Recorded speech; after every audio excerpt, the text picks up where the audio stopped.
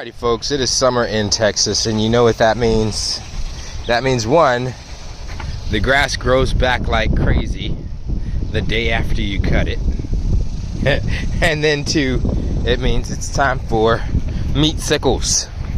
What I mean by that is, during the summer months, I try to shy away from really feeding my dogs a bunch of kibble. It's drier, it makes the dogs drink a lot more water. Not to mention that raw diets, in my opinion, are just all around better for the dogs. That said, another thing I do extra special down here in Texas is, aside from adding water to their to their food, to one, just kind of add a little bit of extra hydration, I don't thaw out their chicken or whatever meat I'm giving them. I just kind of either break off a piece or cut off a piece. And when it comes to the chicken leg quarters, I just break off however many pieces that I need. This one broke down to 3, which is exactly what I needed for Mr. Dante. I leave that ice on there. I leave it frozen. The meatsicles are great for the dogs. It just kind of gives them a chance to get something nice and cold. It's kind of like a popsicle for you on a hot summer day. So that's the reason why I do it. They seem to enjoy it. It does seem to take a little bit longer when it's super cold for them to eat it, but not terribly long. I don't do meatsicles during the summer just because, during the winter, just because it's already cold outside and there's no need for that. And then also it takes them a lot longer, and it seems like their tongue sticks to the meat a little bit, like licking a frozen pole. But that said, during the summer, I think anyway, it's entirely appropriate. Never had any issues with it or anything. And that's feeding dogs, many dogs of many breeds. So not just my dogs, but also dogs that we look after. So when it comes to it, that's one of the little tips I'd say. You have a hot dog, you want to cool them down, especially if you're doing a barf diet or a raw diet. Meatsicles are the way to go. Go with the meatsicle. You're going to stay put. Stay. Go ahead. There you go, bub. Let him eat that. It's going to take him a little while, but that's okay. It is a big, huge chunk of frozen leg quarters, so he'll be working on that for a bit. But that's fine. You go ahead, bub. He'll probably, well, it looks like he's going to eat everything else first and then come back to that. But that's fine. It'll still be frozen.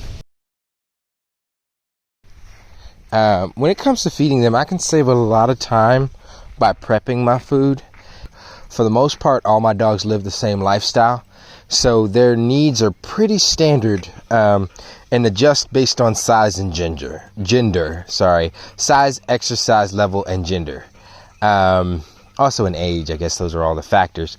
You'll get a feel for what your dog needs as you go about the process of feeding them. But one thing I've saved a lot of time on is the veggies. You could spend all day trying to prep and then cut and portion each dish with each individual veggie. Or you can blend them all up, chop them all up and then mix them all together. And then all you need is just a big spoon, and you give each dog, a certain number of spoons depending on the dog. I've saved a whole lot of time and a whole lot of trouble with that. It actually cuts out the longest part of this process. So I can actually get out here while, for instance, the chicken is still frozen, and give my dogs some very, very tasty meatsicles that they love on a hot summer day like today. That said, I don't do meatsicles during the winter. I had one instance where a dog's tongue got stuck to it, and it wasn't anything longer than like 2 seconds, and the dog didn't panic, but I did. So we're gonna go ahead and get these guys some food in front of them. It's like, why are you talking? So we'll go ahead and get that done. Down. Thank you. Stay calm. She's got that mark on her nose. We gotta clear her up. All right. I meant to illustrate this with Yoshi, but he is actually, I forgot to record for you guys when I was feeding him, so we're gonna have Dante do it for us. Everybody has the same rules anyway, so it's just as well. I'm gonna move over here to the shade a little bit. What do you do? Thank you, bub. Good boy.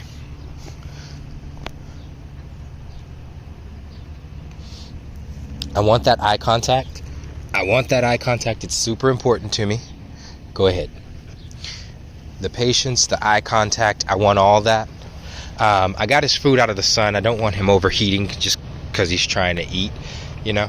And again, I give it to him a little frozen so that way he can have a little meat sickle. I'm gonna let him go. And he's just gonna black this part out, or maybe we'll stand at a distance. Here we go. So anyway, give it to him frozen. It's Texas, it's hot. Let him have a little meat sickle, something cool to ease his palate, and also the ice on it is extra hydration, so I don't mind any of that, especially on the chicken. The bloody water that's in there turns into ice in the freezer, and you know, it's really good. You can see just how much drool is coming out of his mouth while he's eating that. He is so hungry. Anyway, I'll have them sit before they eat. I don't just want them to sit, as you saw. I don't want a loaded sit. I want a calm and relaxed sit. And I also want eye contact, and again, not super intense staring me down kind of eye contact, but just a calm acknowledgement of the fact that I am there and he is looking at me waiting for my directive. It's not about, you know, trying to lord over him or anything like that. I'm not here trying to prove a point that I've already proved. I don't have anything to prove out here. I'm just trying to feed my dog. That said, there are rules, and much the same way as I want my child to say yes sir, yes ma'am, thank you sir, thank you ma'am, things like that. It's not because I'm trying to prove I'm a parent. It's because I am the parent and have given him those rules. In the same way with my dog son here, one of my dog children here, I have certain rules, expectations, certain ways of going about things. It seems like he prefers the beef and he's looking for more beef. He pulled the chicken out of the way to see if there was any beef underneath it. Oh Lord. Anyway, yeah, so I just kind of wanted y'all to see that, kind of get an idea for the way we do things. Again, this is a lifestyle. This is every day. This is not I set aside time to train you at your food bowl, sort of food bowl training. No, these are the rules. This is the way we go about life. And one of the things we do in life is eating. And there are certain rules, boundaries, and limitations to that. There is a certain structure, a certain way we go about it. So I'm going to let him do his thing and we'll figure out what he goes for. Thank you guys so very much for checking out our channel, for watching our videos. I hope I wasn't too boring. Thank you for following us or watching us. If you do not already follow us, please follow. If you have not liked this video, please like, and please subscribe, and you'll be able to keep up with the next videos we put out about Tosas. We love what we do here. There'll definitely be more videos, and you can learn a bit more about the breed, learn a bit more about us, and hopefully it'll be stuff that you'll find useful. One other thing I would say is that if you can, please share our information. I know a lot of people will say share, but for us it's actually more important. You may not know this, but the Tosa is what we might consider an endangered species here in the US and even in the West. I would say the place that the place that the Tosa is right now is not unlike the place where the pit bull was in the mid 50s throughout the 70s, in that they no longer are used for their original purpose here in the US. Thank God. They are not used for their original purpose. So that kind of leaves a vacuum. The breed's notoriety is going down in that vacuum, but what that opens the door for is for bad actors to get a hold of what remaining specimens there are and use them for, we'll say, nefarious purposes. And when it comes to it, this is a wonderful breed. We just barely got the pit bull to where it's like 50-50 publicity, right? I'd hate for the Tosa to be the next dog everybody hates. So please share as much as you can. Get the information out there about the breed. It took so long for the pit bull to make a comeback, not because of breeding and responsible breeding practice. No, there's always been people that have been breeding pit bulls responsibly. You know, what it took was having people in their corner, advocates, people who could stand up and say, That's not the way pit bulls act in reality. That's a dog that's been abused. That's a dog that's been mistreated. That's a dog that's been mistrained. And that can happen to any breed, you know?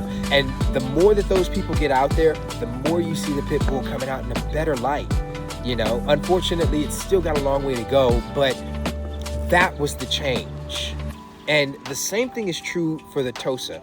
We need people who are going to get out there and say, hey, look, that behavior right there, that's not a Tosa. This, that, the other thing, that's not Tosa behavior. This is an example of an unfortunate set of circumstances that befell an individual dog. It is not what is to be expected of the breed as a whole. So when it comes to it, I think it's super important that you share, even more than liking and subscribing, which would be awesome. But share so that the information gets out there and more people learn the truth about the Tosa. All of it, not just the fighting past, but where they are today and where they're heading. Hopefully, more people will see this, more people will share, and the information will be out there. Again, you don't necessarily have to want to get a Tosa yourself, but learn about the breed. We need more advocates. Hopefully, some people watching this will find that true and become an advocate for this wonderful, amazing breed. Thank you guys so much for your time. We'll let you go and enjoy your life and let Mr. Dante get on to his kibble for the day.